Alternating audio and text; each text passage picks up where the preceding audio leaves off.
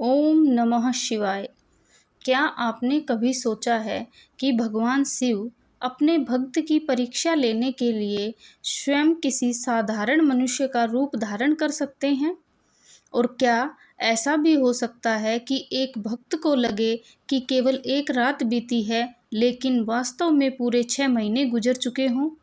आज मैं आपको केदारनाथ धाम से जुड़ी एक ऐसी भक्तिमय कथा सुनाने जा रही हूँ जो हमें सिखाती है कि भगवान तक पहुँचने का मार्ग केवल मंदिर से नहीं बल्कि सेवा, करुणा और अटूट विश्वास से होकर जाता है। तो आइए इस सावन पूरे श्रद्धा भाव से सुनते हैं यह अद्भुत कथा। हर हर महादेव। कैलाश पर्वत पर दिव्य प्रभात का समय था।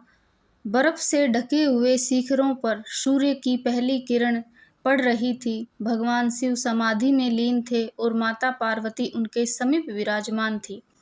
माता पार्वती ने विनम्रता से पूछा, नाथ, आपके भक्त सावन में इतनी कठिन यात्रा करके केदारनाथ क्यों आते हैं? क्या केवल मंदिर में दर्शन करने से ही आपकी कृपा मिल जाती है?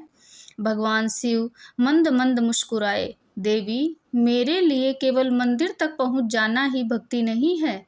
सच्ची भक्ति तो सेवा, त्याग, धैर्य और अटूट विश्वास में छिपी है।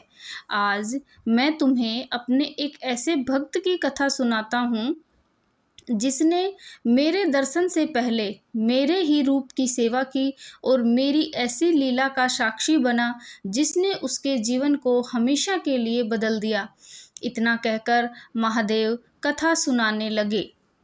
उत्तर भारत में एक छोटे से गांव में भोलानाथ नाम का एक युवक रहता था। वह निर्धन था पर भगवान शिव का अनन्य भक्त था।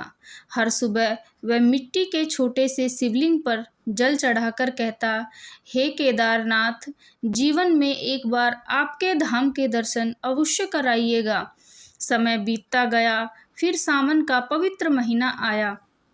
भोलानाथ ने वर्षों से जोड़े हुए कुछ सिक्के अपनी पोटली में रखे और हर हर महादेव का जय घोष करते हुए अपनी माता के आज्ञा लेकर केदारनाथ यात्रा पर निकल पड़ा।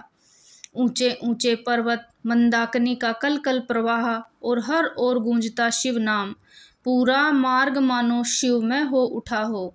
कई दिनों की कठिन यात्रा के बाद जब वह मंदिर से थोड़ी ही दूरी पर था, तभी उसे रास्ते के किनारे एक अत्यंत वृद्ध ब्राह्मण दिखाई दिए। वृद्ध का शरीर कांप रहा था। वे करुण स्वर में बोले, बेटा, 3 दिनों से ठीक से भोजन नहीं किया, थोड़ा जल पिला दो, आगे चलने की शक्ति भी नहीं बची। भोलानाथ मंदिर की ओर देखने लगा।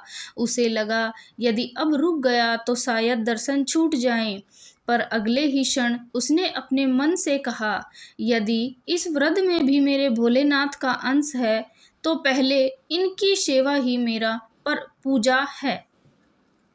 उसने अपना सारा भोजन वृद्ध ब्राह्मण को खिला दिया, अपने पात्र का जल उन्हें पिलाया, उनके पैरों की मालिश की, फिर उन्हें सहारा देकर सुरक्षित स्थान तक पहुंचा दिया।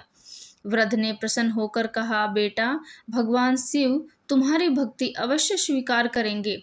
भोलानाथ ने मुस्कुराकर उनके चरण स्पर्श किए और तेजी से मंदिर की ओर दौड़ा।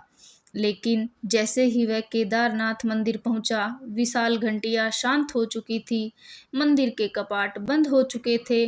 भोलानाथ दौड़ते हुए पुजारी के पास पहुंचा और बोला, महाराज, कृपया करके एक क्षण के लिए ही दर्शन करा दीजिए, मैं बहुत दूर से आया हूँ। मुख्य पुजारी ने शांत स्वर में कहा, बेटा, भगवान के कपाट समय के अनुसार बंद हो चुके हैं, अब नियम नहीं बदला जा सकता।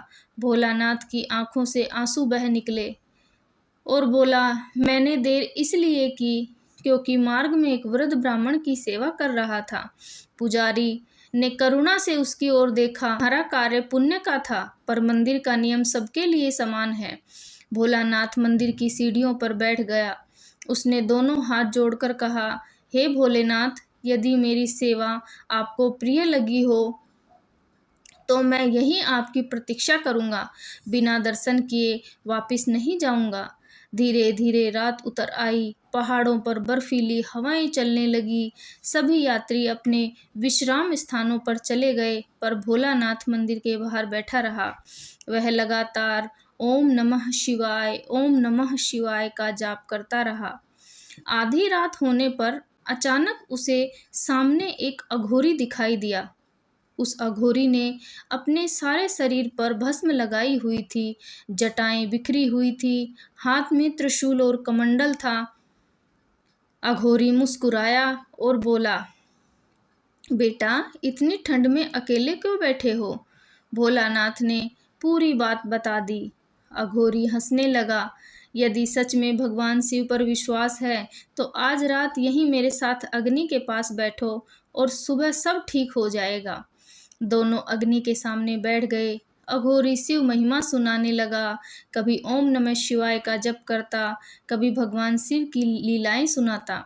भोलानाथ सुनते सुनते ध्यान में लीन हो गया। उसे लगा जैसे कुछ ही क्षण बीते हों। थोड़ी देर बाद उसकी आंख लग गई। जब उसकी आंख खुली तो सामने का दृश्य पूरी तरह बदल चुका था। पहाड़ों पर नई धूप थी, चारों ओर असंख्य श्रद्धालु दिखाई दे रहे थे, शंख और घंटियों की ध्वनि गूंज रही थी।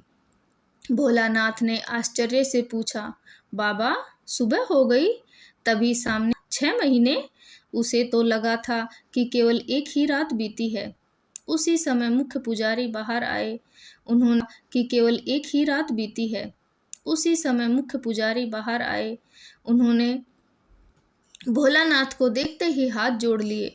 वत्स, आज प्रातः भगवान शिव ने स्वप्न में आदेश दिया है कि एक भक्त 6 महीने से मेरी प्रतीक्षा कर रहा है।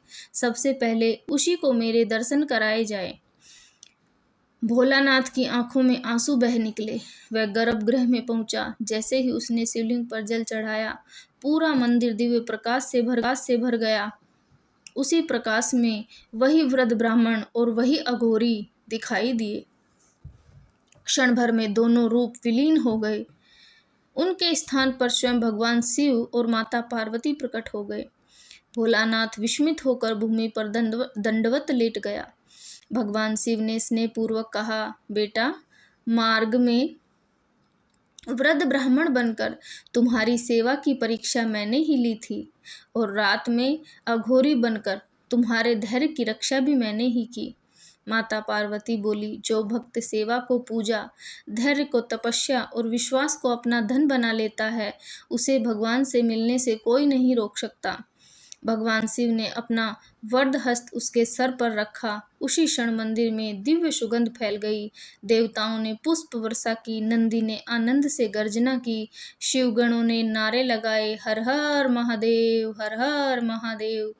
भगवान शिव बोले, वत्स, तुम्हारे लिए एक रात ही बीती है, क्योंकि सच्चे भक्त का समय उसकी भक्ति में बीतता है। जो पूरी श्रद्धा से मेरा स्मरण करता है, उसके लिए समय भी मेरी इच्छा से चलता है। भोलानाथ की आंखों से प्रेम और कृतज्ञता के आंसू बहने लगे। उस दिन के बाद उसने जीवन भर हर भूखे, असहाय और पीड़ित व्यक्ति में भगवान शिव का ही रूप देखा। भगवान शिव ने कथा समाप्त करते हुए माता पार्वती से कहा, देवी पार्वती, केदारनाथ पहुंचने वाला हर यात्री मेरा भक्त हो सकता है, लेकिन हर जीव में मेरा दर्शन कर ले वही मेरा प्रिय भक्त कहलाता है।